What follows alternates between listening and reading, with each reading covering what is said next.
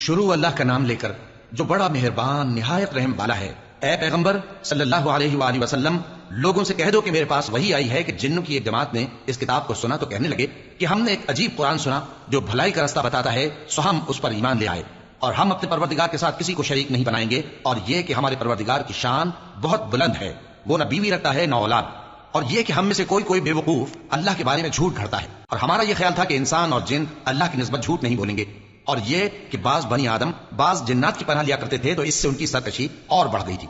اور یہ کہ ان کا بھی یہی اعتقاد تھا جس طرح تمہارا تھا کہ اللہ کسی کو نہیں زندہ کرے گا، اور یہ کہ ہم نے آسمان کو ٹٹولا تو اس کو مضبوط چوکیداروں اور انگاروں سے بھرا ہوا پایا، اور یہ کہ پہلے ہم وہاں بہت سے مقامات پر فرشتوں کی باتیں سننے کے لیے بیٹھا کرتے تھے، اب کوئی سننا چاہے تو اپنے لیے انگارہ تیار پاتا ہے، اور یہ کہ ہمیں معلوم نہیں کہ اس سے اہل زمین کے ساتھ برائی مقصود ہے یا ان کے پروردگار نے ان کی بھلائی کا ارادہ فرمایا ہے، اور یہ کہ ہم میں بعض نیک ہیں اور بعض دوسری طرح کے، ہمارے کئی طرح کے مذہب ہیں، اور یہ کہ ہم نے سمجھ لیا ہے کہ ہم زمین میں خواہ کہیں ہوں اللہ کو ہرا نہیں سکتے اور نہ بھاگ کر اس کو تھکا سکتے ہیں، اور جب ہم نے ہدایت کی کتاب سنی اس پر ایمان لے آئے، سو جو شخص اپنے پروردگار پر ایمان لاتا ہے تو اس کو نہ نقصان کا خوف ہے نہ کسی طرح کے ظلم کا،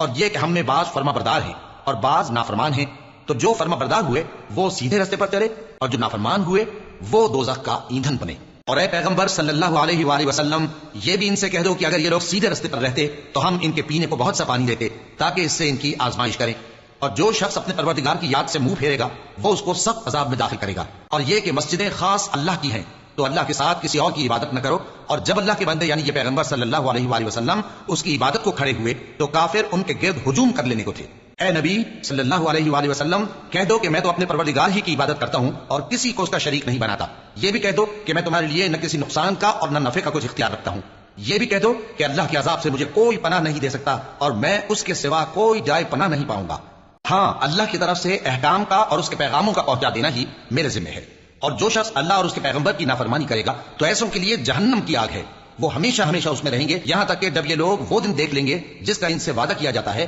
تب ان کو معلوم ہو جائے گا کہ مددگار کس کے کمزور ہیں اور شمار کن کا تھوڑا ہے۔ کہہ دو کہ جس دن کا تم سے وعدہ کیا جاتا ہے میں نہیں جانتا کہ وہ عنقریب آنے والا ہے یا میرے پروردگار نے اس کی مدت دراز کر دی ہے، وہی غیب کا جاننے والا ہے، سو کسی پر اپنے غیب کو ظاہر نہیں کرتا، ہاں جس پیغمبر کو پسند فرمائے اور اس کو غیب کی باتیں بتا دے تو اس کے آگے اور پیچھے نگہبان مقرر کر دیتا ہے تاکہ معلوم فرمائے کہ انہوں نے اپنے پروردگار کے پیغام پہنچا دیے ہیں، اور یوں تو اس نے ان کی سب چیزوں کا ہر طرف سے احاطہ کر رکھا ہے اور ایک ایک چیز گن رکھی ہے۔